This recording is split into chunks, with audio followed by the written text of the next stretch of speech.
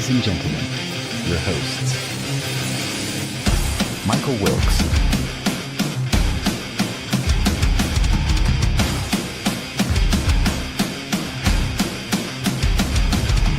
Angel Ortiz,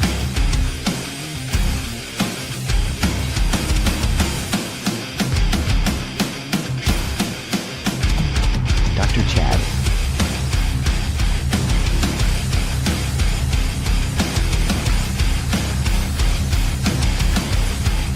and Sam La Cavera.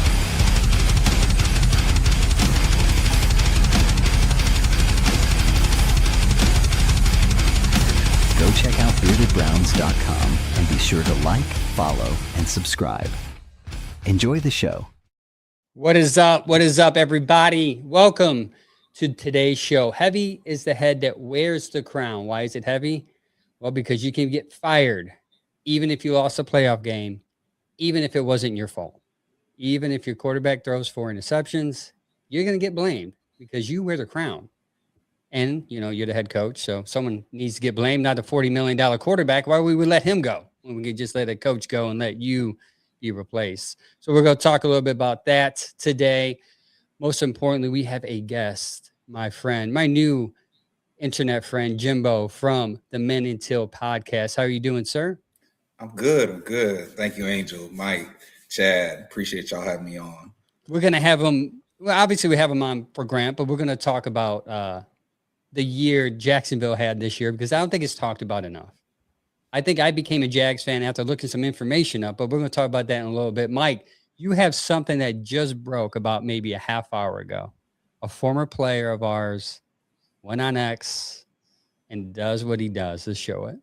Yeah, first and foremost, I failed as a producer right off the bat because I was supposed to bring Jim in shortly, and I just kept him in. Like, Jim's off to a great start. But yeah, Baker Mayfield I retweeted somebody, and Orlando Ledbetter said, #Falcons. Kevin Stefanski had a dumpster fire at quarterback in Cleveland. Baker Mayfield and Deshaun Watson failed, which started a chain reaction to 11 other starters. Quarterback Shedeur Sanders closed out last season with the 7 starts. And then Baker Mayfield, as always, has a reply and says, failed is quite the reach, pal. Still waiting on a text/phone call from him after I got shipped off like a piece of garbage. Can't wait to see you twice a year, coach.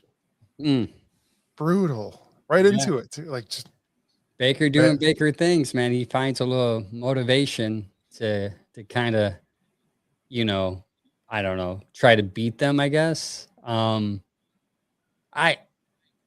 is interesting because he says still waiting on a text and call from him, meaning like, why would, if he was the one to let him go or didn't support him, why would he call and text him?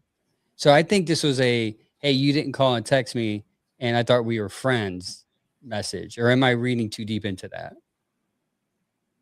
Baker's like a bad ex-girlfriend. Right. That sounds about right. So it's I think like, Baker's feeling salty, like, hey, the team cut me and you didn't even like call me afterwards to like talk to me about it. And he's apparently 4 years later still thinking about it. So, but that tracks for Baker. He's a very chronic, like, chip on your shoulder seeker. He's always looking for like the next thing to motivate him, and he does it by snapping back. And then I think the way his brain works is, I'm gonna clap back at this guy, and then I really got to grind so that I can, so I can show everybody, what's up. And then, sometimes it works for him and sometimes it doesn't, which is why it was never my feature of him. I didn't hate it. Some like Cleveland media and national media like hated that. I didn't hate it. It's not my style. Like, I'm never going to be the jump out in the media. It feels like the same kind of immature like persona that got him the reputation is like still what drives him. So he needs to continue it. But it's just not my cup of tea. But he can back it up great. If he doesn't, it just becomes like, it just looks silly to me. If like they lose to the Falcons the first time around, even if Baker has a great game, it looks silly that he was talking already. Like James just said, he said Baker will wake up feeling dangerous at least twice a year with going against Kevin, and Gregory says it's definitely a shot. I agree, guys, but Baker, he's up and down, and again, the weakest division in the league as of now. So we'll see what he's going to do to the Falcons.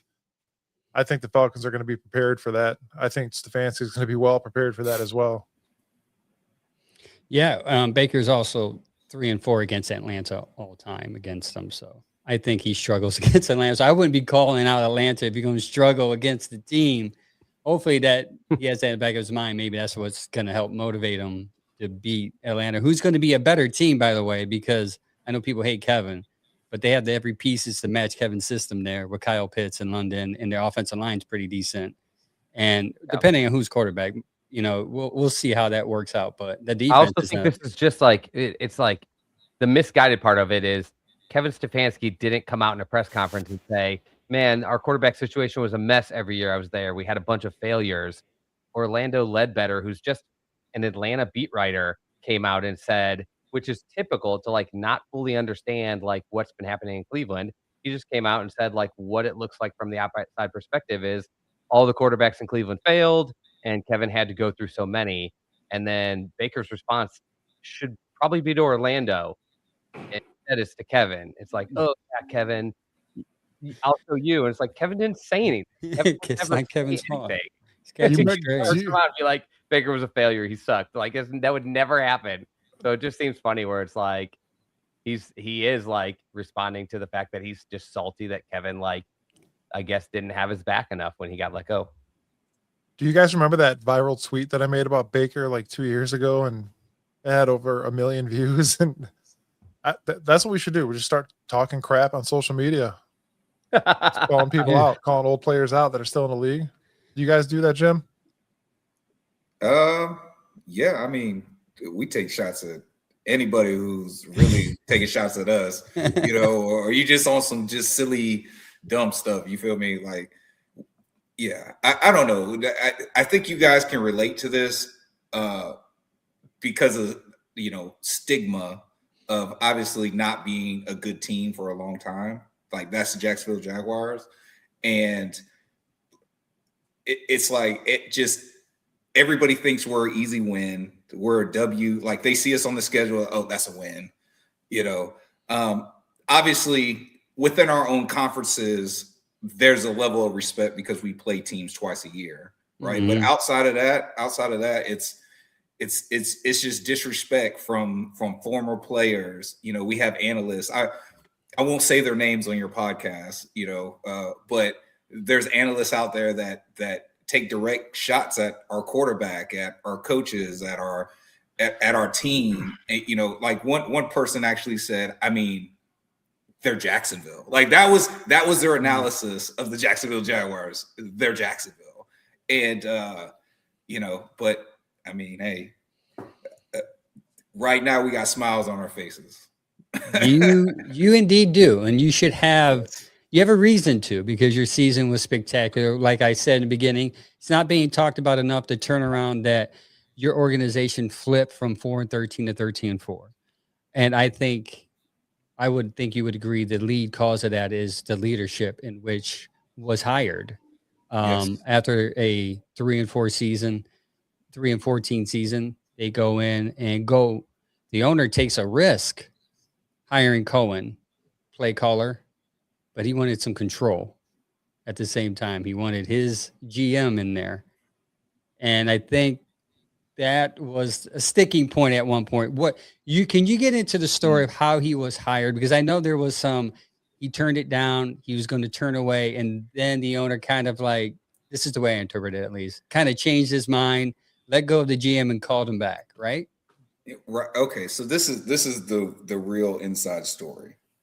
The real inside story is he wasn't effectively hired yet, but our only Hall of Famer, Tony Baselli, was able to get the ear of our owner, Shad Khan. Shad had just fired Doug Peterson, but he retained our general manager, Trent Baalke. And it just seems like any coaching candidate that we really wanted did not want to work with Baalke. So Liam interviews.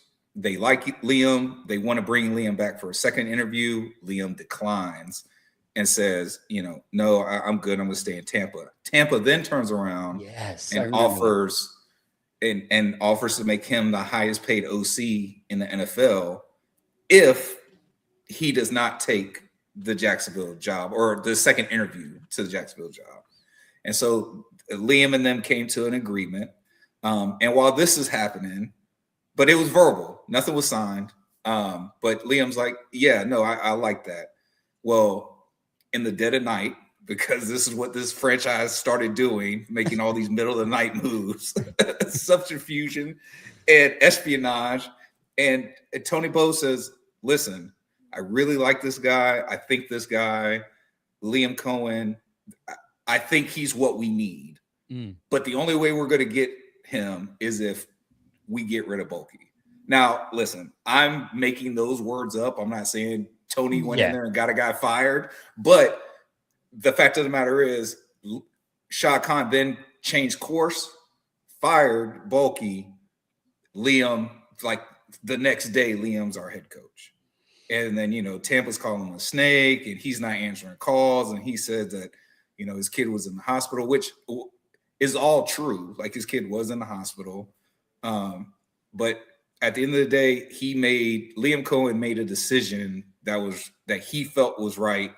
And that our owner, Shad Khan, believed in somebody who was a staple in the Jacksonville, not just for the Jacksonville Jaguars, but in the Jacksonville community, Tony Boselli, and then gave Tony Boselli an actual job as executive vice president of football operations. So he's our EVP. And then together they led the search for James Gladstone to make what my co-host Agent J calls the Brain Trust or the Jag Vengers. Yes, that's actually a really good name, Jag Vengers. I like that. And did they Cohen and Gladstone were together in LA, right? Yes, they both worked in the Rams with Sean McVay. Yeah. See the connection, Chad. Les See the Snead. connection. Everybody likes with Snead. And this is my fear now. Okay. That organization, what do they do well, guys? They draft well, they develop well, they coach well, and they have a tree that just grows and grows and grows of coaches. All right. He literally, this is my opinion. Cohen is going to just replicate what they do in LA and Jacksonville and the AFC, and they're just going to be hard to beat in the next couple of years. That's just my hot take on it. Trust me, I spent hours in jury duty looking up stuff about Jacksonville, so I'm real keen on Jacksonville to the point where I'm like, like I said, it might be my second favorite team after this interview. But we'll see. He was at jury duty as a defendant. No, I was there just bored out of my mind waiting to get called in, but they didn't do it. So Cohen comes in, gets his interview, and it's a meme turns into a meme where he tries to say Duval. Yeah. So your first impression after that, what was the first fan base's impression of his interview? Were you nervous? Were you? No. So I can only speak from my fandom because we have, and I'm sure you guys have it too. There's a lot of stupid people in fan bases. Like the thing about a fan base is it kind of welcomes everybody if you just like the team.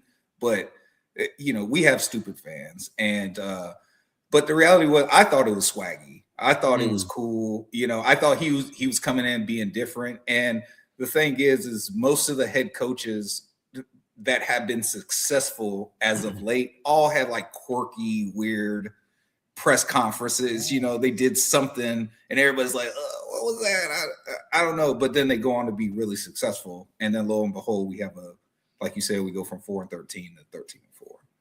The Browns would have been done with him. Cleveland fans would have been done with him immediately. Even if they would have went 14-3, they still would have found a reason not to like that coach. That's just how it is here in Cleveland. Okay, so we're getting into after the press conference. You Gladstone comes in, they team up and they go in, they do the moves they need to make in the offseason, and the draft comes.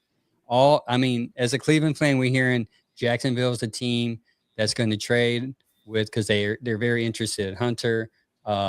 You got Andrew Berry putting sauce on Hunter, saying that he's a unicorn. He's amazing. Obviously, the drive up the price, saying we're going to take him. This is just my interpretation of everything. And then comes draft night, and and by the way, I think this podcast called it. And when I said I think we should trade down and get Mason Graham.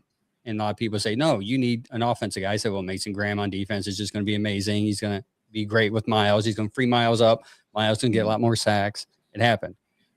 Real quick, Jim. Meanwhile, we had a defensive tackle at our draft party that was supposed to. We had Ralph be next at our to Miles. draft. Yeah, yeah. So it was a little weird. They drafted Mason Graham, and I look over at Angel and I look over at Ralph, and I'm like, I'm just talking during the live. It was weird. But either way, so it happens. The trade happens. You guys trade up to number 2. You guys give us a 5th. I'm going to give you the players that you gave us. You gave us Graham. You gave us Junkins, Sampson, and a player to be named later next year, which is the 24th pick. I can, right? Yeah, 24th pick. Round. Yes. So I just want to say thank you for screwing that up, because we wanted a top 10, top 15 pick. And we came in thinking, hey, we can trade up and go get a quarterback. Now we're like, what we're going to do with this random 24th pick. So we'll see how that plays out, because Andrew Berry did have a pretty good draft. How did you like the trade on draft night? Absolutely. Okay. Absolutely. Good. Okay. How did the fan base respond? Like, so you liked it. What was the general view of it at the time from the feedback you got? I mean, I think it's always split. Like I said, you have the fans that they're just so jaded.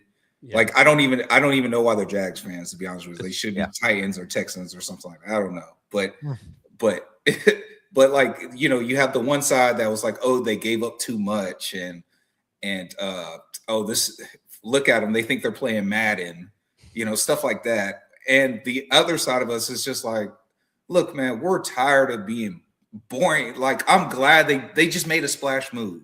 You just got here and you're kicking in the door, like if people are going to talk about us negatively, well then why should we do it by the status quo? Why? We've done it by the status quo for so long and we've been bad. Every now and then we get lucky, I mean, we've only, since the AFC South has been formed, we've only won the division 3 times. That's good to hear, because we haven't won the division since '89. We've never won the division. We've never won this division. Yeah, we never won since we've been back. Yeah, since '99, we've never. It's been good. I mean, it's good feeling to know that there's at least one. There's hope there, guys. If they can do it, we can do it, right? Hopefully. Listen. I'm gonna tell you something, man. So I don't know how deep a dive you went in, but like the Jags are really, really tied to Cleveland. So we used to be in the AFC Central together. The Jags Cleveland game is the reason why we can't have glass bottles in the stadium, because the refs called the game. The refs called the game, and the game should have been stopped or whatever. But if you don't think people in Cleveland are still talking about that, I bet they are. It's called Bottlegate. It's on a bunch of T-shirts, and it's something that comes up at least every year in because they talk about major Cleveland media. You see a video. Yeah, you're right though. Anniversary. That's what I said. So that was back in the AFC Central when it was Titans, Jags, and before they split us. Well, Titans weren't around. Oilers. Yeah. Oilers. The movie. Oh. The movie Draft Day. That's about the Browns organization, right? It's a good movie. Yeah. In Draft and it never happened. It never come to fruition ever. Right, but in the movie Draft Day, they make fun of it's an obvious reference to our GM, the new guy in Jacksonville, Dave Caldwell at the time. So there's a lot of connections, and we end up getting the second youngest GM in the league, and James Gladstone, and who had the first youngest GM in the league, the Browns, with Andrew Berry. So the fact that as soon as he gets in the door, it's like he already had that connection, right?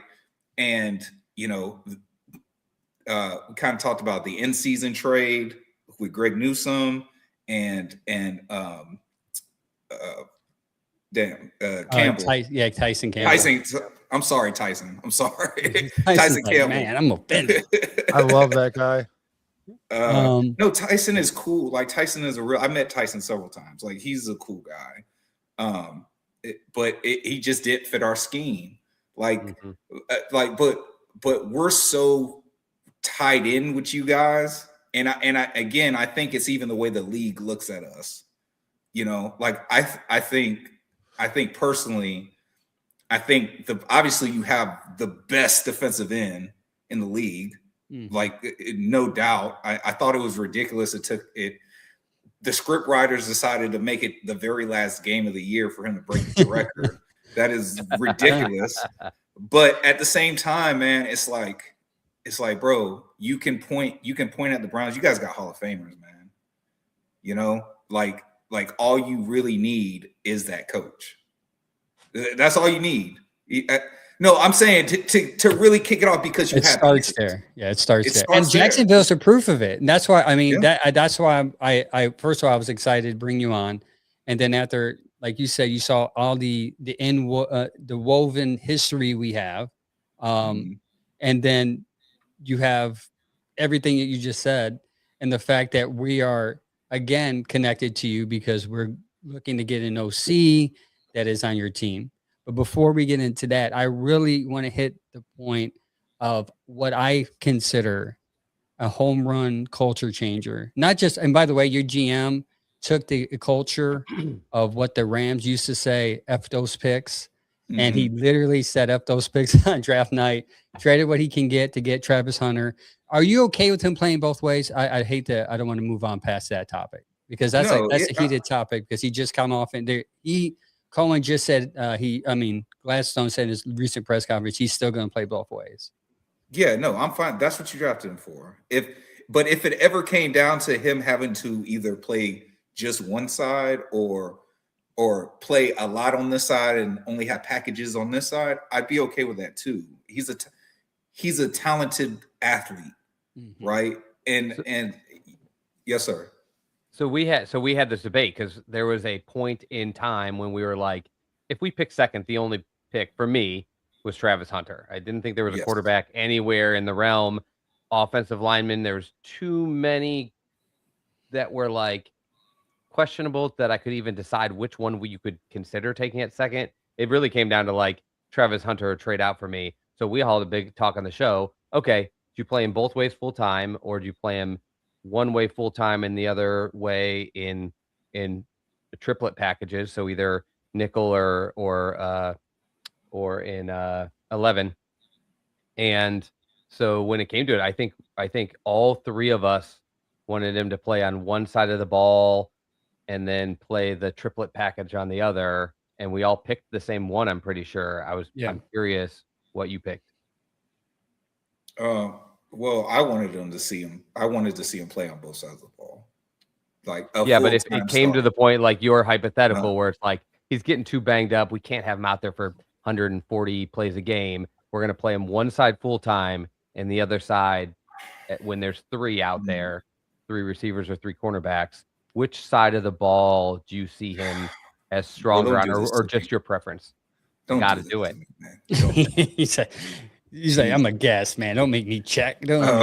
Okay. I guess corner. I guess full-time. Really? The more full-time corner and then packages on offense. We all picked the opposite, but I do think that has a lot to do with our team doesn't have any highlight wide receivers that we think can take a number one role. Yeah. And we've always had an ability to slot in corners, and we had a deeper corner package. So we all thought play him full-time wide receiver, play him on nickel on defense, put him outside. So you're saying, and that may just be scheme dependent. Yeah, because I think Jacksonville was corner, weaker. Jacksonville's lockdown corner, and you have some receivers, but he can be another weapon on offense. I honestly think that is the right answer, but for each team. Team is scheme specific. Yeah, because I do believe you guys, I mean, your defense was middle of the road ranked. I know the passing game was a little low. I think it's in the low 20s when I looked at it last. So I thought it made sense for him to play corner more there. Also, too, I just got this question in the chat. It reminded me. What do you think of Greg Newsome? Well, his very first start, he got a touchdown scored on him. Yeah, that's normally happened here. But no, did he dance after or no, not after that one. But but no, I mean, I thought Greg Newsome played okay. If you're asking me, would we re-sign him? You know, I'd say what's the other options? Mm. You know, I'm not saying I wouldn't welcome him back to the team if he were to be re-signed, but I think you can obviously upgrade. But for skill set wise, he was an upgrade over Tyson. For the scheme that you fit. For the scheme, you know, going back to that scheme conversation. So like I said, I love Tyson. Like Tyson's figuratively my boy, you know. But it's like I get it. Like we're trying to do something. Tyson is really, really good at man. Yep. But he gets lost in zone. You know, he gets burnt. So actually, Tyson's biggest problem is that he has trouble tracking the ball.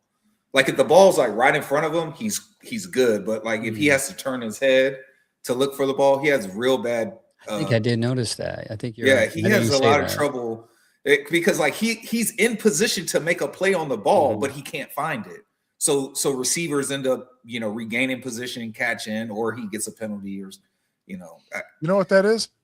That's karma for you guys being good this year and putting us at 24. We gave you a horrible.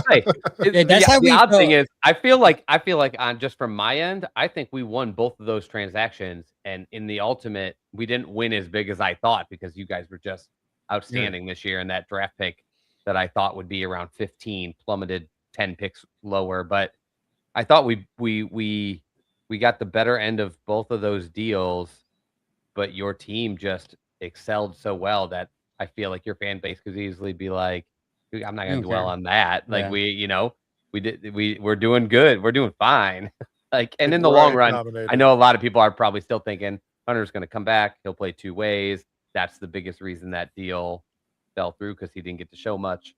The biggest thing for them though is it didn't take just that one guy to make that big of a difference after the injury. They still played on and played very well. So consistent. Yeah, we actually played. So the crazy thing is we actually played better once he went on. And y'all don't take backs now, buddy. I'm sorry, don't clip me on that. But what I believe is that that they were actually gearing up, like because after he really showcased it in the Rams game in London, and then we went on our bye week, and coming off of the bye, I think we were going to the Raiders, and we had set up a whole game plan around Travis Hunter, and then he tears something in his knee, and he goes out for the season during the bye week. Well, then we play the Raiders, beat them, come back the next week. I don't remember who we played the next week. The Texans. Go the next week, and we go to play the Texans. We had just acquired Jacoby Myers from the Raiders, who we just played the week before. And from that moment on, well, technically, I guess it was after the Texas game because that's when we went on the 8-game winning streak. But we blew a 19-point lead in the fourth quarter against the Texans. Mm-hmm. But Jacoby had just came on the team, and it opened up a whole new dimension to our offense. We were able to throw it across the middle. Trevor got really comfortable, and comfortable with him quick too. And that's the crazy part. That connection seemed like overnight.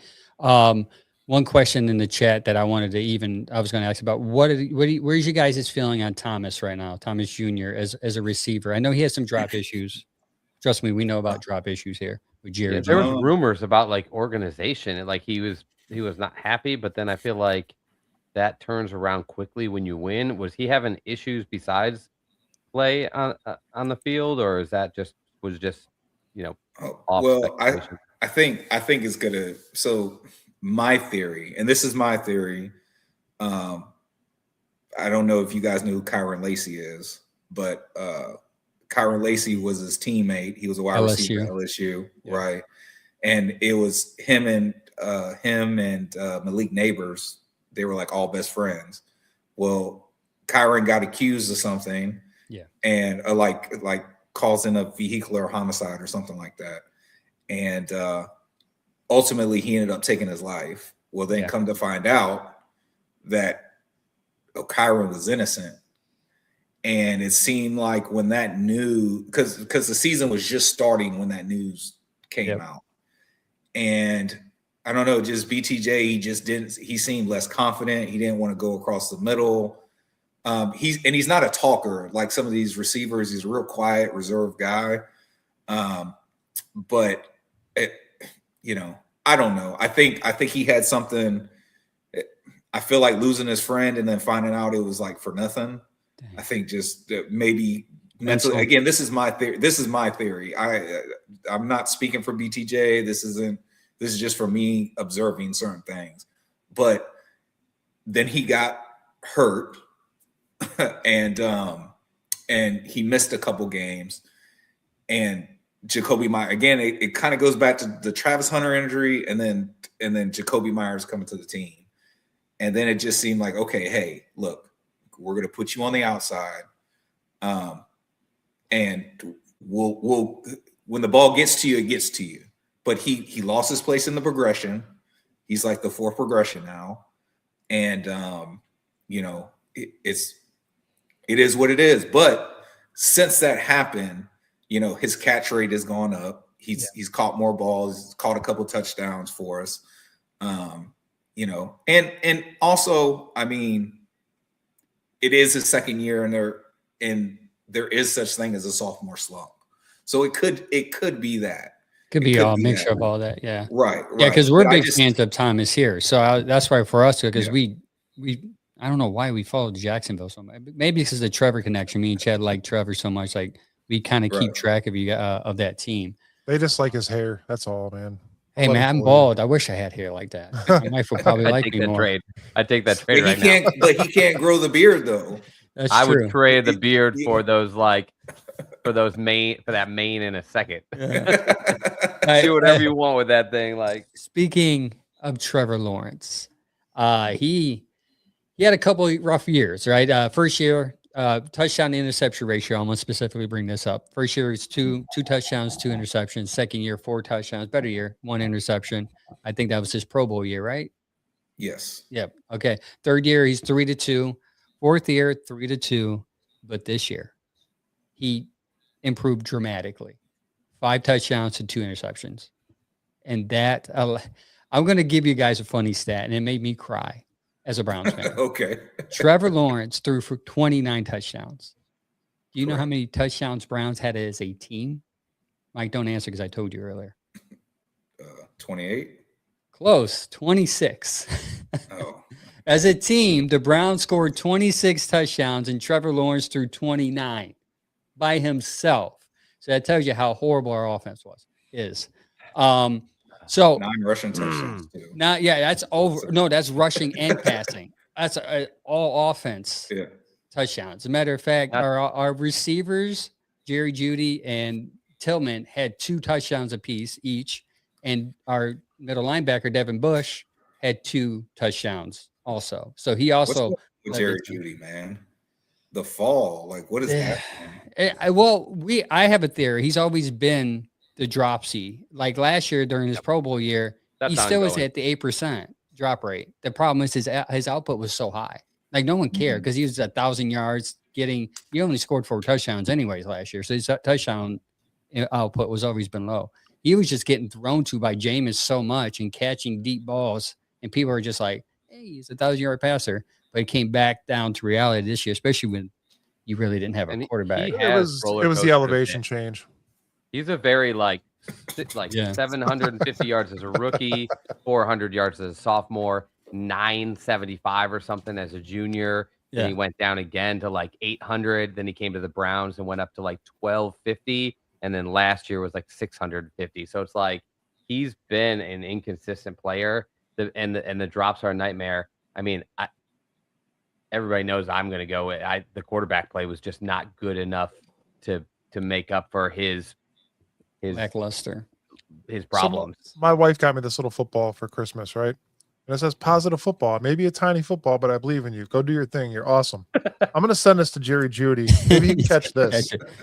So, yeah. So basically, your offense transformed. 2024, you guys were ranked 25th with 306 yards, 34 touchdowns. 2025, ranked 11th, 337 yards per game, 55 touchdowns last year. 18 points per game, 320 points in 2024. Last year, 27 points per game. You guys scored 470 points. You guys were 12th in total offense last year. Mm-hmm. Is that all Lima, all Cohen? Is that just all? Because he seemed to fix Trevor Lawrence. I mean, Trevor Lawrence looks more comfortable. He looks more decisive. He looks just totally different compared to his first 4 years in the league. I said this to you backstage, with the exception of Jamarcus Russell. Quarterbacks don't fail franchises or organizations. Organizations or franchises fail quarterbacks. That's true. We know that. This franchise, I don't want to throw out our show's content, but I'll give a sneak peek. Nobody, even a Jacksonville Jaguar fan, nobody can name me one all-pro Trevor Lawrence had on his team. He can't name one future Hall of Famer Trevor Lawrence has ever played with since he's been here. Trevor Lawrence has done a lot with little. And I'm going to give you a stat. The Jacksonville Jaguars, up until this year, was the only team during Trevor Lawrence's tenure here, years 1 through 4, that whenever his QBR was under 90%, the team lost. We were the most QB dependent team in the league. That if he was 89%, we're going to lose because just the rest of the team is not doing anything. This is what allowed us to turn around was Liam Cohen's leadership, James Gladstone's decisiveness to just do things and make moves and say, hey, I see a problem. We have so much dead cap. Tyson Campbell is part of our dead cap for this year. We have so much dead cap. They said, we don't care about the money. We got to get these problems that can't help us win now off of our team. And that's no shade to Tyson. It's just you didn't fit what Campanelli, Liam Cohen, what this staff wants to do. And then most importantly, Tony Baselli, a guy who he was Jacksonville's very first draft pick in the 1995 supplemental draft. He was the very first draft pick. And he's our only Hall of Famer. Like, they keep snubbing Fred. Yeah. I don't think, Jimmy's just getting on the ballot, but at the same time, if it's taking Fred this long, it took Tony a long time to get in. But if it's taking Fred this long, it's going to take Jimmy even longer. But my point is that the whole brain trust, they put Jacksonville first. And this is the first time since probably the 90s. And I was a child in the 90s, so I don't even have a good understanding of what was going on back then. But this is the first time that it felt like the franchise put the team with the city's name on it first. And they poured, hey, Trevor needs somebody who he can depend on and catch the ball. They went and got Jacoby Myers. Hey, we need to draw star power. We need to draw attention. What's going to make them do it? This phenom, Travis Hunter, who has his own YouTube channel, who has his own cult following. Like, he has the followings outside of football. It's like we said it on our podcast, it's like the Taylor Swift effect with Kansas City. Kansas City absorbed this whole fan base when Travis Kelce and Taylor Swift started dating. It's essentially the same thing. Like, we absorbed a whole new genre of fans because so do we. Hey, so do we, and we're super excited about it. It seems like the Travis fans though are more. I don't even want to say the term realistic. Reasonable? Yeah, reasonable. That's a better word. Any Than fan. You could Shedeur be a fan of literally anyone in this league, and you're going to be a more reasonable person. I mean, from someone that does this every week, it seems sometimes when you try to say that like something specifically about Shedeur's game, it gets twisted as hate, and it's like Somebody actually just commented in the chat. Trevor Lawrence is a bum. He threw 12 interceptions last year, and Sanders only threw 10. Sanders only played 7 games. 10 more games. Jim, I got a He question. had 18-7, man. That I take that all day. I had a customer give me this, and there's 2 sides to this coaster, okay? And I want you Trevor to only played 10 games too, just to let you know, because he was hurt. Yeah. So, Shedeur, the Shredder Sanders, or Shedeur. The Yeah, we which one are you going with? we like Shedeur. We want Shedeur to succeed. It's just that when we see like something that we have a problem with, it's like he needs to fix this. It gets like turned like, why you guys hate on him? It's like, no, we want him to throw less interceptions. That's what we would like. Yeah. We prefer when you say there's 10 and 7 that it wasn't 10 interceptions, 7 touchdowns. We would just say if it was 7 interceptions and 10 touchdowns, we'd be feeling a little better about a rookie season. But if you're like, he got to cut down the interceptions, you just get crushed. Like, you don't know ball. You're an idiot. Sanders is the most accurate player in the history of the game. When he's in the Hall of Fame, you're going to feel like an idiot. And you're like, it's so hard to even get a point out because you're like, yeah, you're not even making sense. Like, I'm just going to step back. Yeah. But yeah, Travis Hunter, he's a good, it seems like he has a good following, good following, good kid. yeah. Good vibes. Yeah, he's got, I would have liked him here. He's quirky. The issue reason why I didn't want him here is because I knew we would waste him. I just knew. I was like, we're not good enough to have a good enough talent on here. He would just be wasted. It'd be one of those guys like, he's always a great Brown, but couldn't do anything because they overused him and they abused him. And I'm glad he's in Jacksonville, where obviously they're trending the right way. I would have felt the same way though. Like if we had the old regime or any of the old regimes, I would have felt the same way. The only reason I felt good is because it was just all fresh faces and they just took a swing. Yeah. And Travis Hunter was the best player in the draft. Like he was the best just definitely all around player. Highest ceiling prospect. There's just nobody else that has the ability. We never do that. We never do that.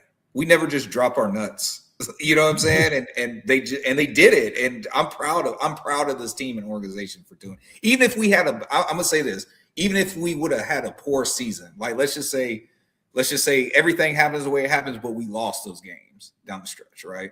And we only won like 5 games this year. Yeah, that sounds awesome. Well, yeah, for you it would have been awesome, but yeah, for us, it would have been great for us. Yeah. but for us, it was like, hey, we still got the best player in the draft, and he got hurt. He didn't play the last 10 games. So, you know what I'm saying? Like we could have been. You can call it coping, whatever fandom, but we would have. It would have made sense because we didn't have the guy that we traded up for to get. But the fact that we did it without him, like Mike had alluded to earlier, I mean, that just makes us as a fan base feels like the sky's got to be the limit. Because he should add another win or 2 at least once healthy. You would think next year. Tell us more about this 5-win season. Let us. One thing, real quick. Logan just said, kind of like we said about Watson, it unfortunately backfired, but at least we swung for the fences for once. We haven't done that in quite a while. So I was kind of impressed when we did the trade, and everything for that summer was great. And then play started, and you just seen it crumble right in front of our eyes, and it was disappointing. The controversy. Was it great? Oh yeah, we didn't even. A lot of people didn't like it. A lot of people didn't like that trade. Some people did. Some people didn't. I wasn't a huge fan. Yeah, it was a mixed bag for sure. You had the Baker Bros mad because he was gone, and then his history, Watson's history, added to the mix. It was a. Can I ask you guys? Do you feel like you gave up on Baker too soon? Yes. Yes.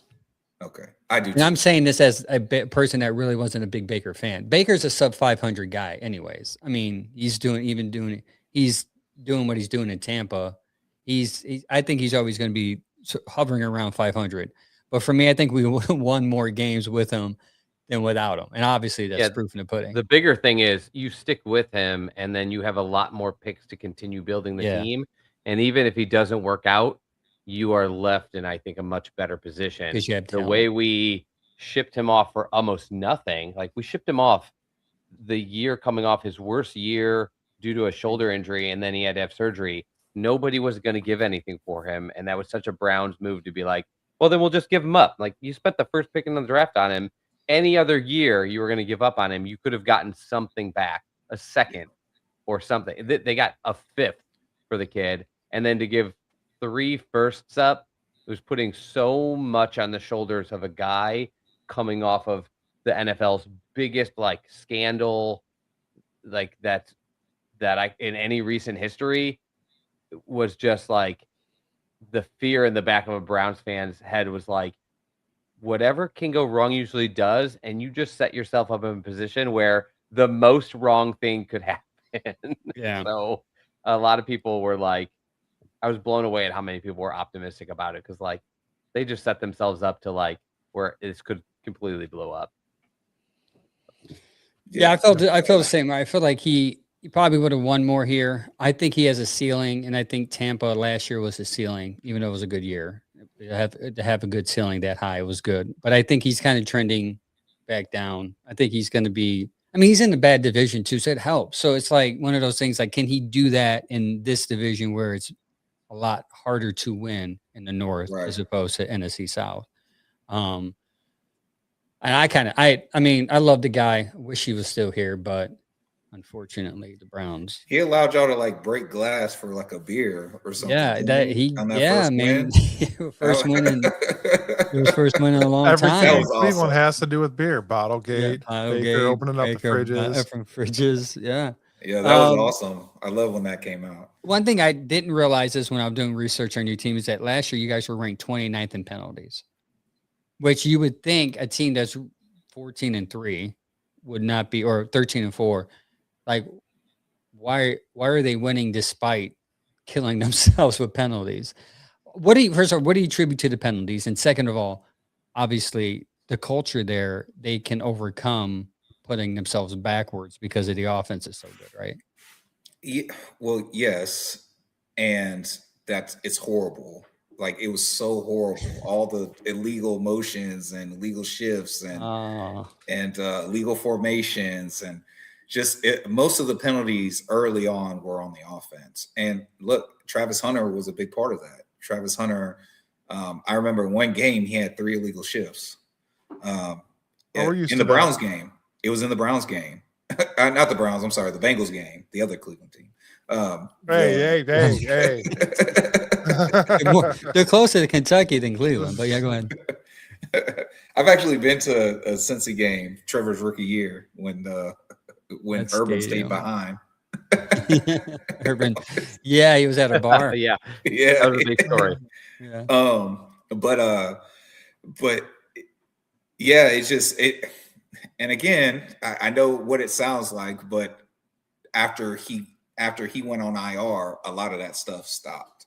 But they also started benching J.I.M.B.O. Brown. Like, there's other players that they were moving their pieces out of the way and inserting other players. So it wasn't just him. But I do think that, after going through the draft process, he's already a celebrity, Travis Hunter. Hunter is already a celebrity. So he's doing like these celebrity games. He's doing these Adidas commercials. He's doing this and he's doing that on top of trying to learn an NFL defense and learn an NFL offense, both that are brand new to the team. So nobody on the team really knows it except for, Robert Hainsey, our center that we got from Tampa that worked with Liam Cohen and Nick Mullins from the Vikings, who came over with Grant Udinski.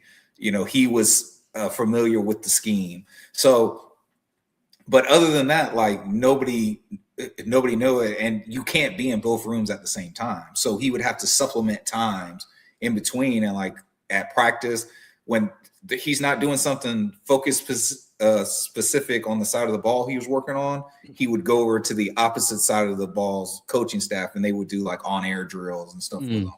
I just think it was a lot. I think that the injury was a blessing in disguise for everybody involved. Now he could really get in the playbook, and they can really hone in on how they're going to utilize him, you know, knowing that, okay, hey, we got other key players in key positions. We just need – James Gladstone said it in this press conference. Obviously, we're going to have a deep need at corner. So this coming year, he's still going to play both sides of the ball, but we're probably going to see a higher focus on corner. Yeah. Right. And again, I'm okay with that as long as he plays to a level of what we saw in college on either side of the ball, if not on both, but on either side. And I think we're going to be all right. And I think that, again, his injury, though unfortunate, allowed us to really, okay, hey, we don't have to do this back and forth stuff with Travis right now.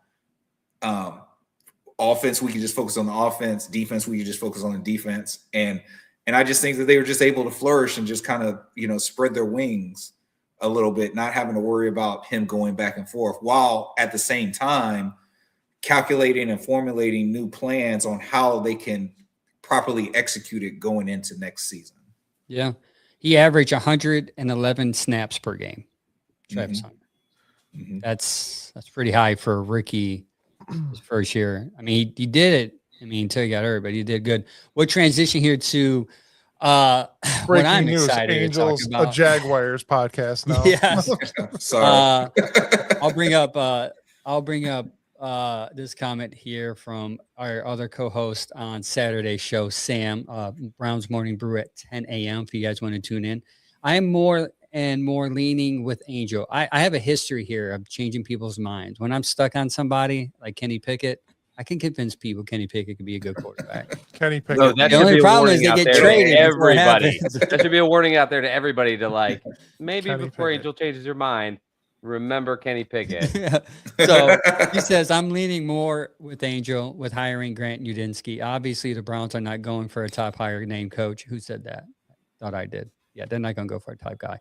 I'm down with rolling the dice on a young guy like Udinski. Tell Angel I said that. Sam, who is the old guy on the show, he wanted Mike McCarthy, another old coach, old man, or once an old coach. So we'll transition to you, Grant here.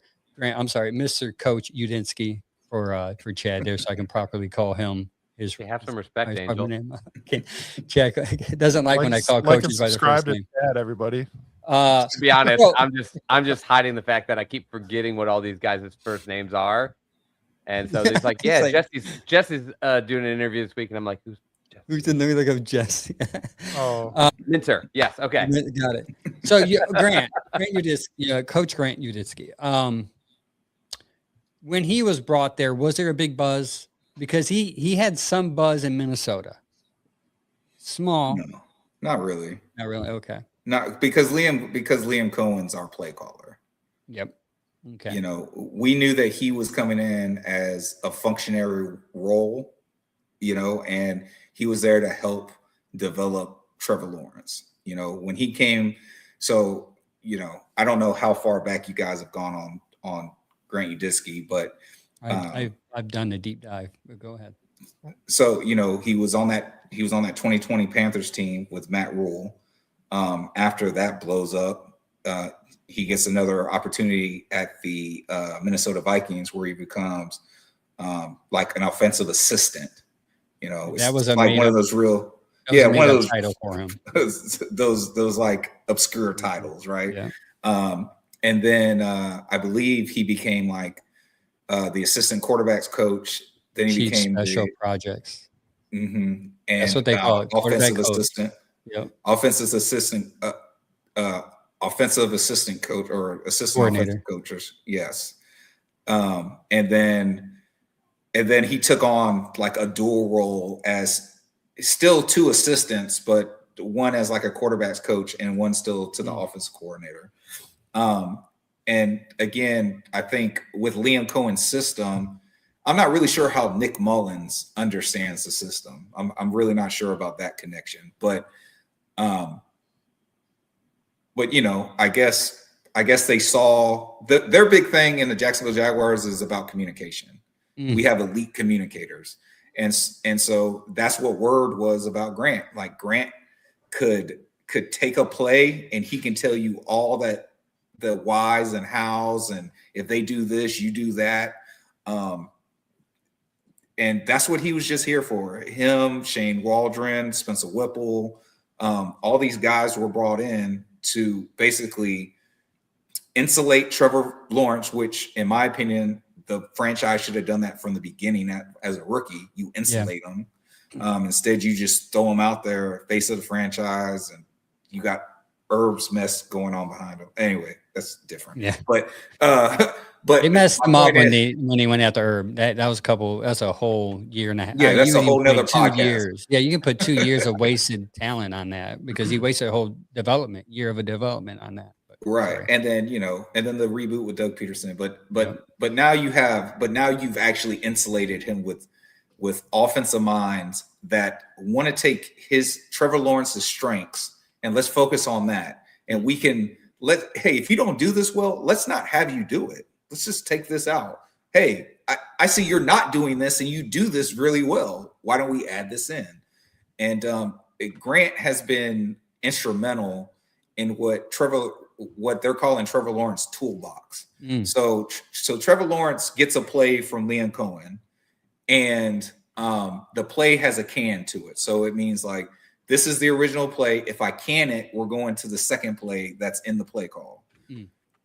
What Grant has done with Trevor is he takes game film and they do like extra credit. And he goes into the film and he's like, hey, and Trevor's like, ooh, what's this look? I'm paraphrasing. I don't know if that's what Trevor really says, but and Grant's like, oh, this is this, that, and the third, and you do this, or this against it, right? Trevor says, how often do they run that? Grant runs the numbers, tells them, okay, put that in my toolbox. So now outside of the original play call, and this is where like Trevor starts to get kind of Peyton Manning-ish, where now he's changing, he's seeing what the defense does with a motion from a back or a receiver or a tight end.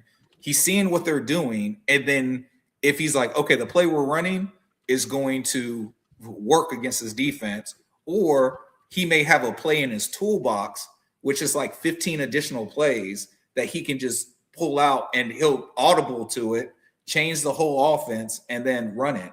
And that's kind of the explosiveness of Trevor Lawrence over that 8-game winning streak. Like that's what you saw him doing, going up to the line and getting into that toolbox that Grant Udinski helped him create. That's my new term. I'm gonna take that term. Guys, did you hear what he just said? He communicates well. What don't we ever do here in Cleveland? Coaches don't communicate. They don't tell players why and where to go and how to do it and why to do it. And if you don't see it, go here. Why? Because this is why. Grant is a great communicator.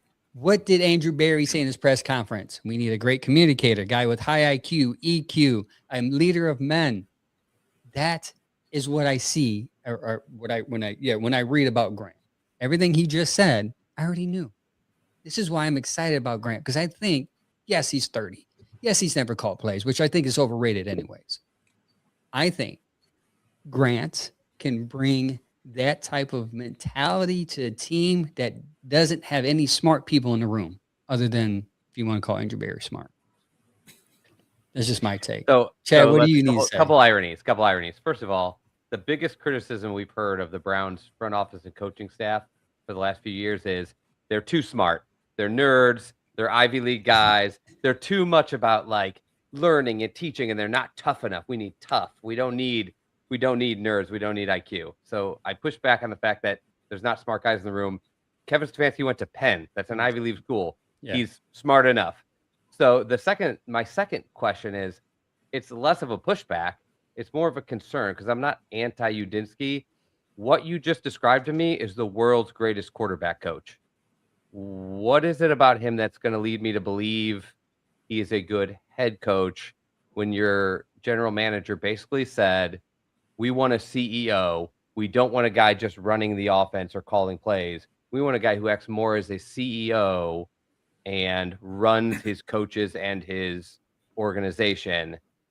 And I guess my pause comes from that organization he's got to run, and that system of coaches and that he has to put together includes about 20 different coordinators and assistants of different types. Does he know 20 different available people to hire? If he has to, like, that's where my pause is for him is he able to transition from this guy you just described as able to go one-on-one with Trevor to a guy that should almost never be talking directly to Trevor on a daily basis, more than maybe 5 minutes, and oversee the person 2 levels down from him who is talking to Trevor all day and night? Does that make sense? Yeah, it was just a lot in the question, but I think I got you. So first, I'll say something to what you just said last. So Liam Cohen spends almost as much time with Trevor as Grant does. Liam Cohen is very hands-on with Trevor Lawrence. Obviously, in the times that he's allowed to be, because NFL, I'm not saying that they're like talking off the clock. Yeah. I'm not saying that NFL, but he's very hands-on with Trevor Lawrence and the offense because, again, he's the play call, like it's his offense. So he's very hands-on. Grant and them are, I mean, they're just they're his assistants. That's all. And they take care of the minute stuff. So my answer is twofold about Grant's leadership. He's a great leader at the specific task that he was asked to do. I can vouch for that. I don't know if he can be a leader of men. I don't know that because he wasn't asked to do that. Now, I'm sure as a coach, he has some leadership qualities, but if you're asking me, can he lead a whole team? Can he find, I'm sure he can find coaches, but will they be the right coaches?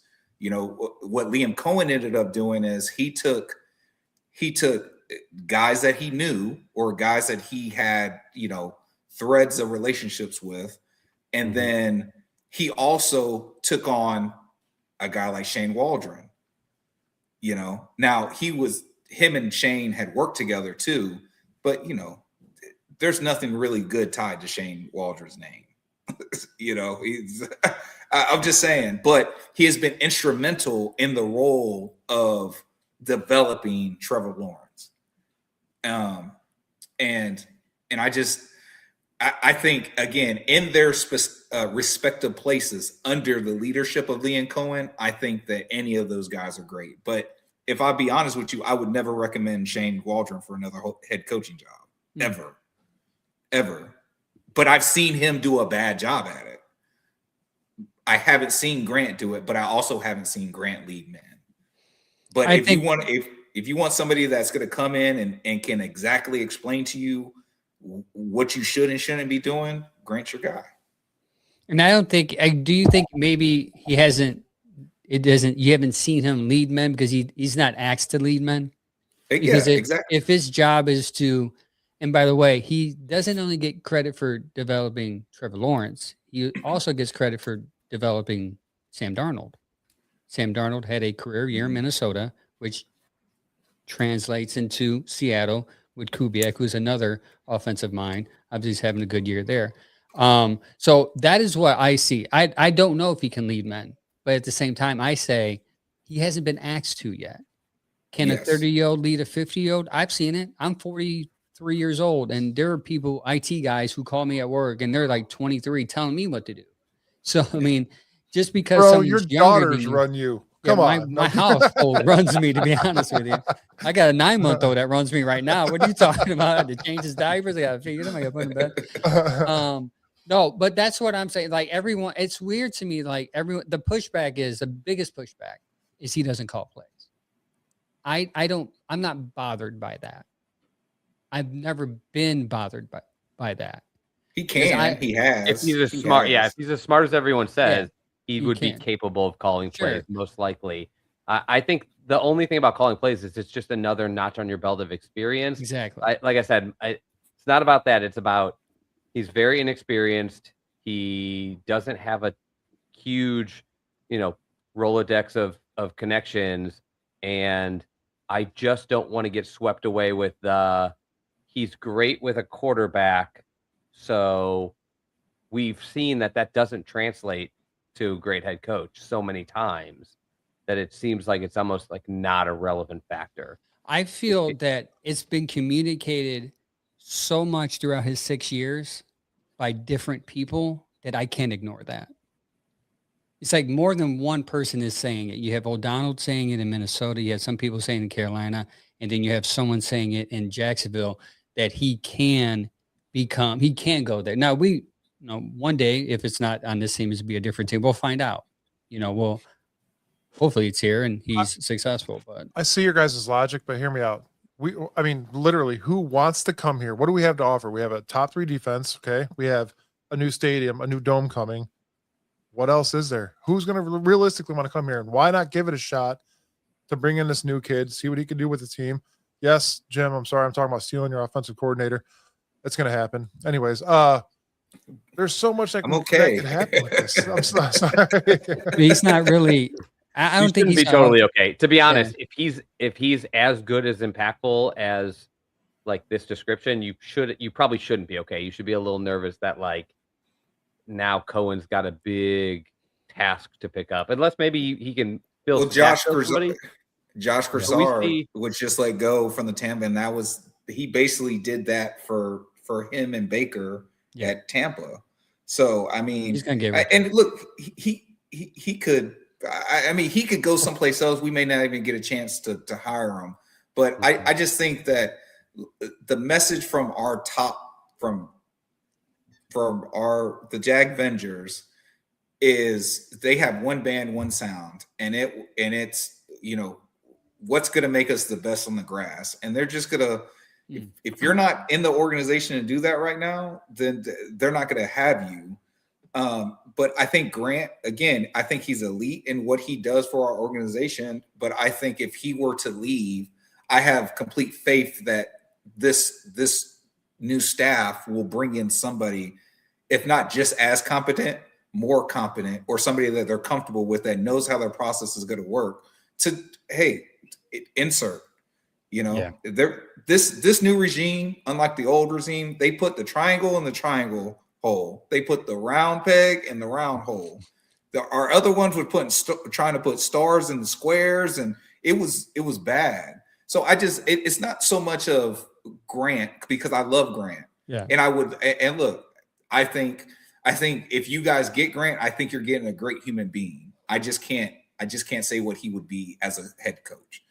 And somebody's got to start somewhere, right? Yeah, somebody's got to start. I mean, everybody, look at what they said about Liam. Look at what they said about Nick Sirianni. Look what they said about Sean McVay.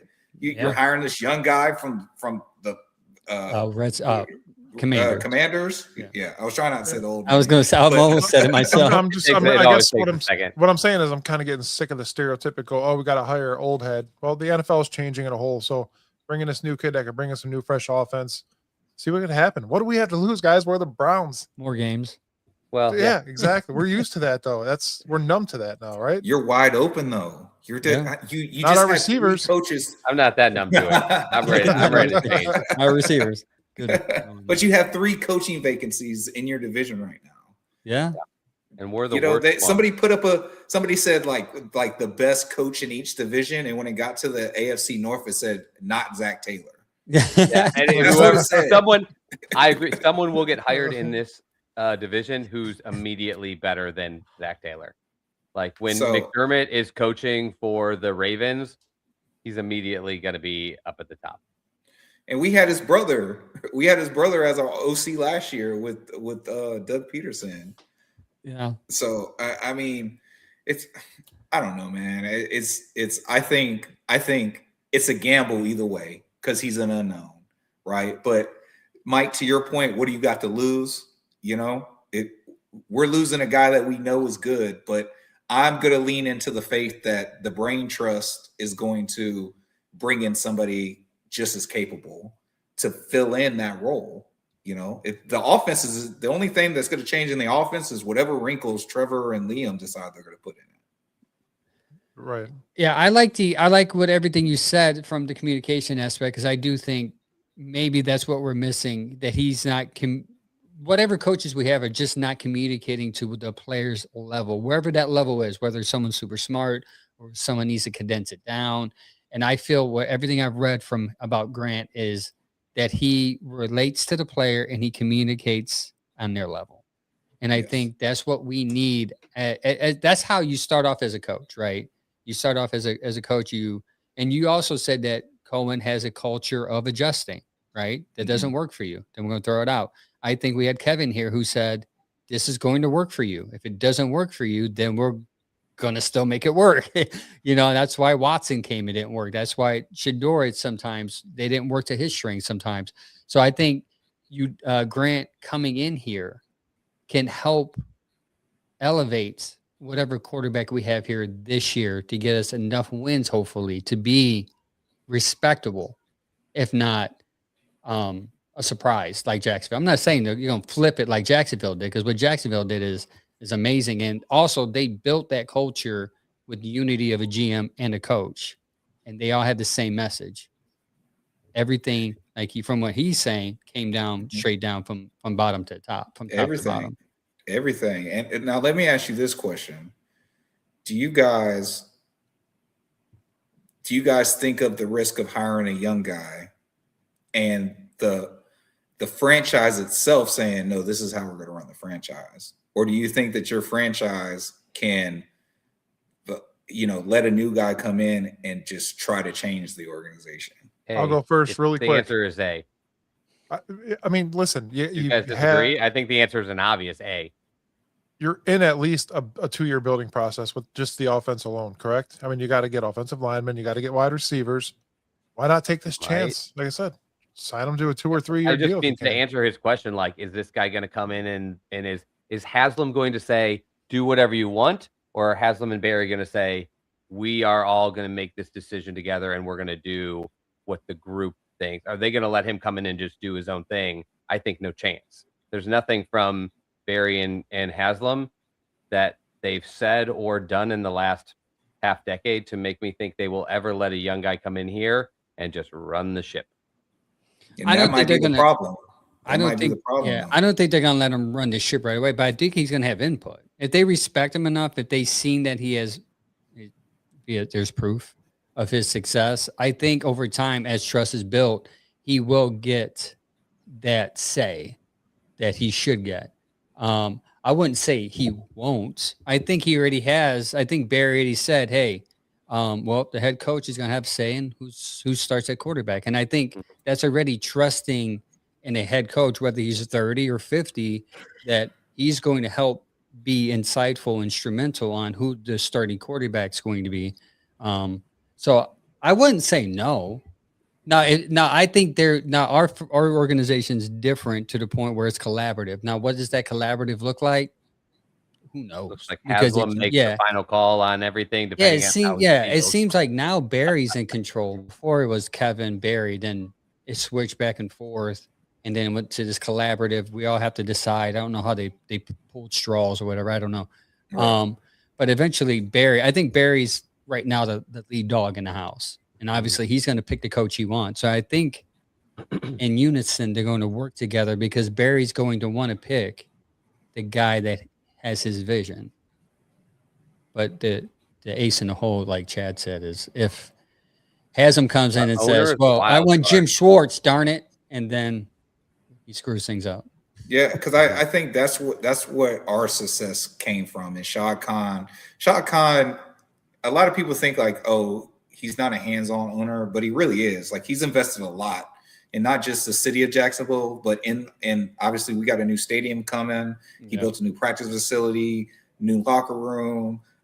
He bought out the shipyard. He's going to create he's poured in a lot of money into the community.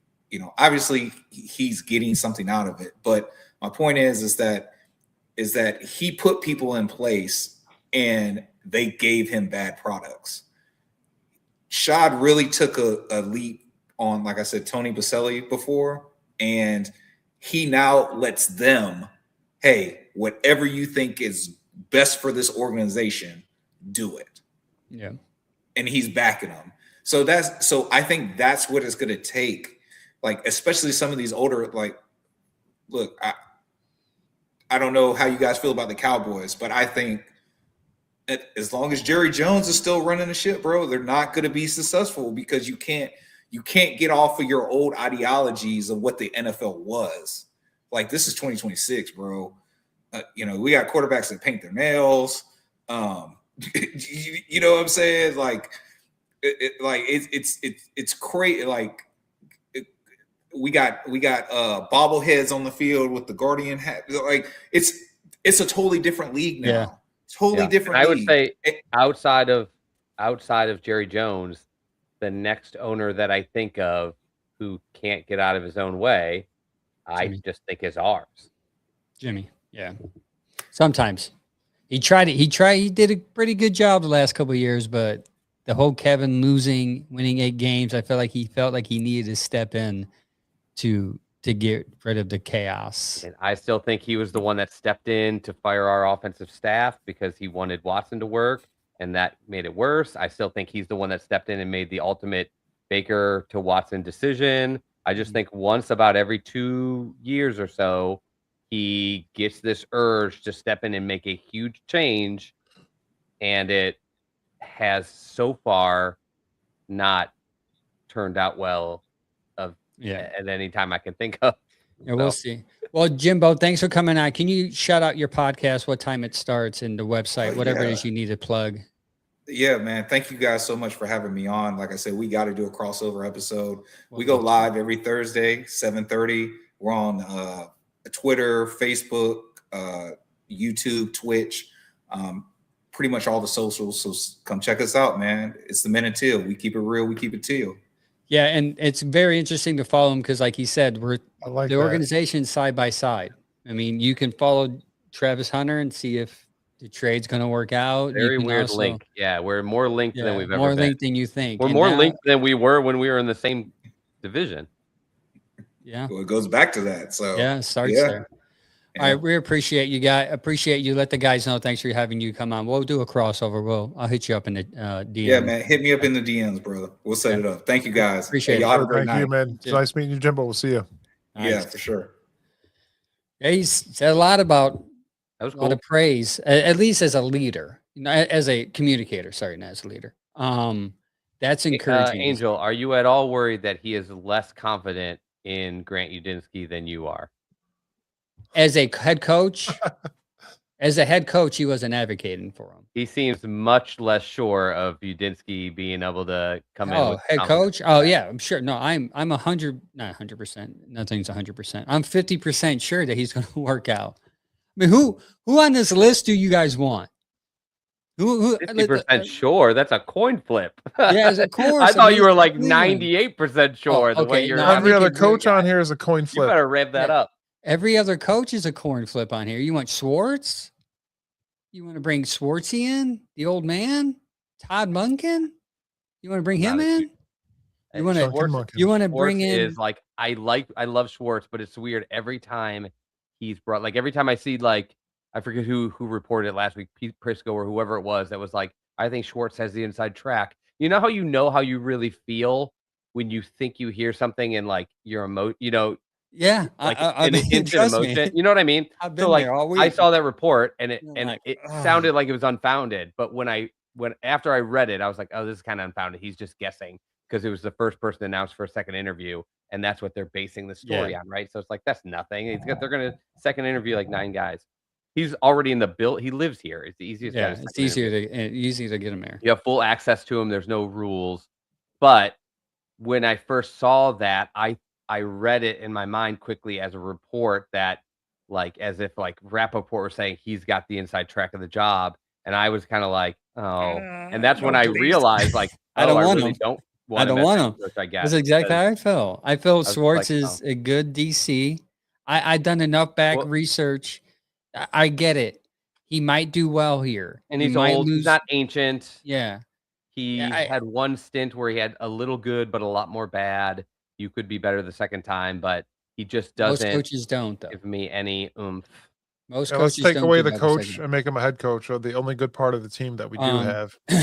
Yeah, and also too, the defense. Let's be real. The defense. I understand that the defense is great. I'm not dismissing what they've done this year, but if you go to full Pro Football Reference and type in the defensive statistics on the road, you'll start to have pause like I do, because on the road on Well, the defense they did not play well.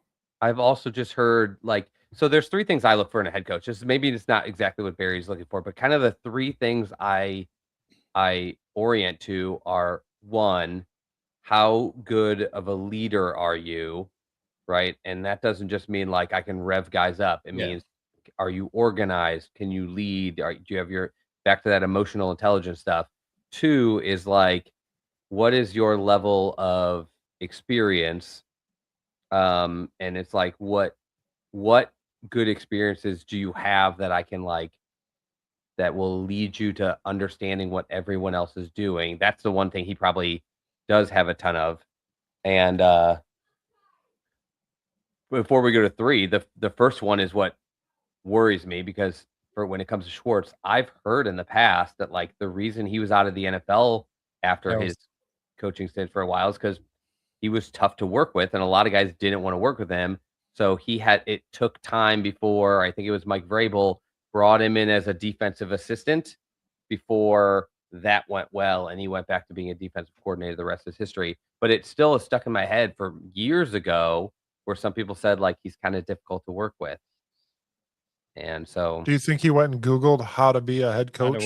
How to work well with others. How to work well with others. And then how to work well with others for dummies. The last one is, I just think you have to understand. It's not just leading. Like, you have to be able to you have to have the experience. You have to have like the overall understanding, and then you have to have like a want to get things done, like however it will take to succeed. And like, when I talk Jim Schwartz, like two of those things just don't seem to track.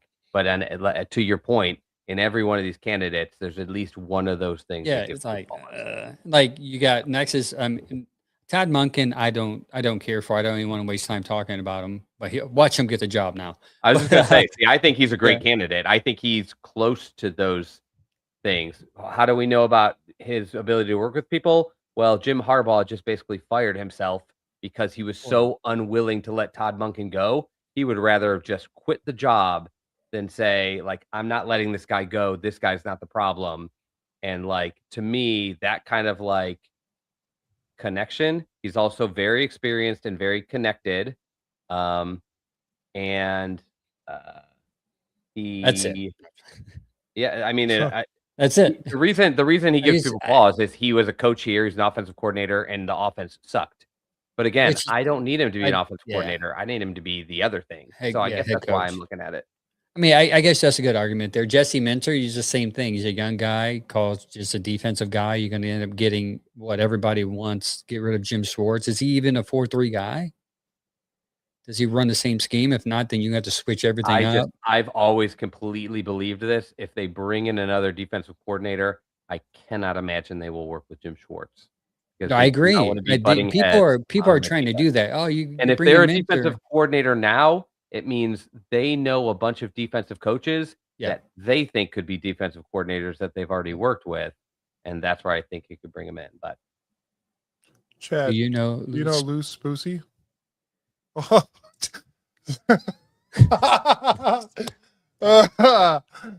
fell for that. Damn it. Fell for it. Next, and the other outside of Grant, the other guy that I do like is Nate Schoolhouse. Right, I like him because of that's the one that shocks me. Because I like the fact that maybe now that's more hopeful. Like, well, and he's got a lot more interviews than Grant, by the way. It's crazy. That one shocks me. People are so high. He's never even been an assistant coach. Like, he's never even been a coordinator yet. So crazy. But these are the people. And we talked about this in the chat yesterday. I think, and I kind of pointed it out, like maybe people are attributing their past game success to him, to Nate, because he does scheme Haven't they up. He always does been scheme it up. incredible He passing does offense? scheme up their plays. He does write out plays every week for them of where to go, and he draws all that out. So maybe that's an attractive trait that people are. And I didn't even think about it. Now that we're looking in here, I see like why people like certain people. It's weird. It's like Munkin A because of lot of it, experience. that's my issue is, like, I think we look at this a lot like quarterbacks, like, we get caught on a trait, like, he's so athletic or he's got a cannon arm, and we kind of bury the lead where none of that stuff is the most important thing to quarterback success. It's how smart are you? How hard do you study? How well do you lead and work with others? But we're just obsessed with arm strength and and, uh, Speed. and speed, yeah, athleticism, I guess you'd Yeah. call it. And, like, that's what I'm thinking about with this coaching search. Just like I said, I want to break it down. It's like experience, reputation, leadership. I guess all the stuff I described earlier, it's easier just to use those 3 words: leader, experience, reputation. And some of the guys you've named, some of that stuff is really good. What surprises me is how high some people are without the experience aspect, especially looking at the fact that these early head coaches that are being hired, the one thing they all generally have in common is experience. Harbaugh went to the Giants, Stefanski went to the Falcons, and the Titans just hired Robert Saleh. Yep. All 3 of them are experienced head coaches who are on another time.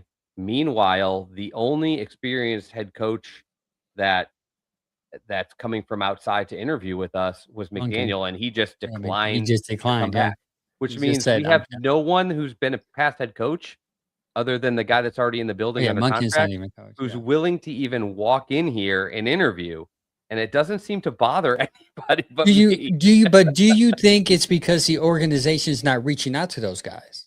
Maybe they're not interested because they haven't asked.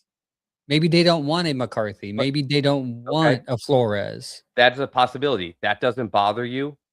No, That they are uninterested in anyone with experience? no, because I'm not surprised by Andrew Barry's press. I came in believe this is why I think they're going to go with the young guy. Andrew Barry's press conference, everything speaks of I want a younger guy that's innovative. That's So why then my Swartz question still would sticking be, around and Munkin confuses me. But I think those can be the Jimmy Haslam's. Like we need to have these guys in play because I want somebody with experience, like you're saying. yeah, and I just think, like, too, like, and I'm not opposed to somebody new. My biggest worry is not about somebody new. My biggest worry is I don't know if this is an organization or franchise who can support a new. It's like they're looking for this young guy with all these ideas, but no idea what the hell they're doing. But I would rate them as the worst organization on the market to bring that person in. They're not a good place to develop a young coach that I can tell. The Yet. one plus they have is I'm sure these stories by Mary Kay of, like, the reason they're so tight to Schwartz is because if he doesn't get the head coaching job, they want him to be the DC. And now they're saying they want to know who he can work with. So now it's almost like that pairing is good. If you bring in somebody like Udinski, Shieldhouse, or I don't know, Munkin and him are kind of around the same age probably in Yeah. experience. But if you bring in Udinski or Shieldhouse, I'm just thinking you probably are begging for Schwartz to stay because you need some veteran presence in the room. I'm just so worried about them bringing in somebody young when this organization has shown no ability to take a young guy and let them grow. At the quarterback position, at the coaching positions, even at the GM position, there's all this talk of, like, well, Barry was being kind of undercut by Dee Podesta, and sometimes Barry was being undercut by Haslam. They just will not let a young guy come in and do his thing. They always have to Okay. overstep. Do you think the undercutting happened because of the organization in which it was built? Because you had head coach and then GM, and they all had say. Now Jimmy switched it to where the GM's in charge, and the tree falls under. Then The GM it is still the falls. same age as when the head coach got hired. You're still No, I'm talking just about saying, guy like in the his 30s. structures, like everyone's going to have to report to Barry. I This think is what it everybody's seems going to like. report to Haslam. Oh yeah, everybody goes up, so everyone's going to obviously. Yeah, the owner is going to have some say, but I think Barry's going to have a bigger voice than he did when Kevin was Maybe. here in the beginning. I don't know. Do you think Kevin had a big voice? I've never heard any reports that Kevin had a big voice. I think he had like a voice of like, "Hey, I want this quarterback. Shut up, dude. We're getting this quarterback." So he had a voice. He had a voice, yes, but was it heard? I don't I've just think so. mostly heard like most of the reports were that like Kevin just didn't have a lot of say in how things were done. Like they said, like Kevin like didn't want to let AVP go, but he had to. He had Like to. Kevin He didn't didn't want want to anybody. hire like that next group, but he had to. A Yeah. lot. Remember the report just came out this year that Kevin didn't really want to bring in Deshaun Watson, but he had to. So if all these reports are true, Kevin didn't really have a big say. Yeah. I'm almost wondering. That's my pause. Is I don't think Harbaugh never even contacted. Like there was no No, mutual interest. there's a report out there that said that there was a 45-minute meeting, like where Right, but he because never there came in was here. yeah, he He was never came totally in. It was available to just come in. he called 5 teams and the Browns were one of them. And after that 45-minute phone call, he's probably was He like, never "I'm not came in going. and interviewed. Yeah, Right. I'm not So going there. he I'm didn't going to want to New come in York." here. Cliff Kingsbury, who was probably the biggest the only I didn't big want him there. Yeah, I coordinator didn't name want on the him market to anywhere. start, he didn't interview here. McDaniels is interviewed once and is stepping back. I guess my Kingsbury worry interview is anywhere else? I'm imagining like you would need I didn't really think the Harbaugh thing would fit because he's going to want a lot of say, And you and see they're what not happened going to in give it New to him. York, right? Now the Yeah, friggin' GM there is nervous because he's his right. equal as And the that's coach. exactly what he wanted. We And I said knew that. Barry wasn't going to do that, but also Haslam's going to be like, uh, you know, you don't get to say, I get to say. So I knew Yeah, that was going to clash. My thought would be, do you think McDermott, like if I were a betting man, I'd say McDermott probably never Pittsburgh. crosses at all. Yeah. I I would could be see him shocked if interviewing McDermott with comes in there. Pittsburgh and the Baltimore Ravens, but not here. And it seems like Browns fans are just okay with that. That No, I are don't I the don't good the ones I franchises. talked to is like, "Get McDermott," and I'm thinking like, "You don't know your owner. You don't know the structure. You think McDermott's coming here? Come on." I I would mean, like love for him. the only positive I have is what we talked about, that story this week where McDermott was originally the person that Paul DePodesta wanted to bring Yeah. in. Jimmy Haslam said no. He went a different direction. He hired Hugh Jackson. Yeah, that's what That it was. went I made a mistake. completely awry. And while that was going completely awry for 3 years, McDermott not only went to the Bills, showed some early success, then was part of drafting Josh Allen, and since then has gone on to be a perennial playoff team. My only thought with Haslam is, does he have a little bit of buyer's remorse where I had a chance to get that guy? He showed how successful he could be. I did not listen to the people I was supposed to be listening to, and I went another direction. The only reason I could see them having any call or connection is because he missed the first time. Now there's all these reports though that part of the reason he was let go is because he was uh, calling out the owner and the GM for bad draft picks, and it They makes didn't that like much that. more clear why he got let go. It's not just Buffalo lost a Yeah. game, a tight game. It's that he's calling the owner and the GM out, and they have more power than him. So out the door you go. Yeah. Let's we gotta move on. Time is running out here. Player Mhm. awards this week. Carson and Graham received the player writers The rookie Football Writers of football America writers. or That's right. whatever. The Pro Football Writers of America do the all rookie team, which is basically the rookie version of the all pro team. Only one person makes it per position, and they put together the best rookie at every position, basically. Yeah. Shout out Carson to got it. Graham got it. Shockingly, did they do offense? Fannin just missed the mark, but this Mhm. was like the most incredible tight end class ever. Loveland worked out and really came Three of along them. at the end. Tyler Warren is awesome. And then along the way, there's a bunch of people that I don't think turned out as good as Fannin that were drafted in between those two and him, but they were also very impactful. There's like the most impactful tight end class ever. So it's not a shocker he didn't make it, but shout out to those guys for keeping Andrew Berry's Yeah. job. Keeping a job. Yeah, well, I'll also we'll end it with this. Kevin has regained control in Atlanta. He is now looking for the GM. That speaks of how much he was desired because he was the first one signed as a coach, Mhm. even though no one said he would be. And now he also got his power back. So he gets to pick the GM that he wants to work with. and we'll see how that works out. I wonder how Baker, many people are going to start watching all the Falcons games now just to see how this works out. he's going to be. I think he might be pretty well that first year. Kyle Pitts is going to benefit well. I think this is worth bringing up though too. So he is retaining their defensive coordinator there. He likes him. He interviewed him. The owner urged him to interview him first to see if they get along, and they did. The report came out today from SI that Bill Callahan, Yep. Coach Callahan, will be coming to coach the offensive line and be the run game coordinator. And it's most likely Tommy Reese is going to be retained as his offensive coordinator, which means his main staff outside of special teams would be hired if those reports are true. We'll see. Stay tuned because we will have it all on our podcast, on our websites, on X, on Facebook, on Instagram. We'll have it and we'll break it as soon as we get it. So give us a follow on all the social media platforms that you have because we're probably on there. Thanks for tuning in. Thanks for the comments. Thanks for the feedback. Most importantly, thank you, Jimbo, from the Men Until podcast for hopping on and talking Jaguars and Udinski with us. We'll see you next week where we hopefully can have a head coach. If not, I don't know. We'll probably talk about more head coaching stuff. Doubtful. Until next time, like always, go Browns. Go Browns.